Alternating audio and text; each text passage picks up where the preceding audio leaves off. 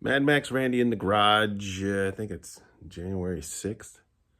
Anyway, I don't even know what time it is. Working on the KLR, doing the Doohickey Sicky. That's that little burger right there. Let's see if anybody can see it. Right here. There it is. Little Doohickey. It's in there. You take out this spring and you take out this little burger. And then you put in the Doohickey right there. It's an upgrade for KLRs. This spring right here breaks and falls down into this area here, and your chains and stuff your timing chain can get all jacked up. And so you do this, you take this out and you put this little Doohickey in here. It's pretty nice. I got it from Eagle Mike.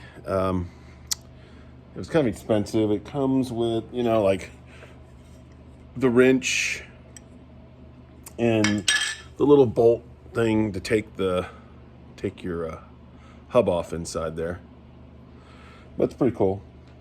A little expensive, but you know, my buddy says do it and you never have to worry about that shit again. So I did it and I'll never worry about it again, I guess. I don't know. Okay, well, I'm almost finished. Wish me luck. I think I'll have it running here in a minute. Okay.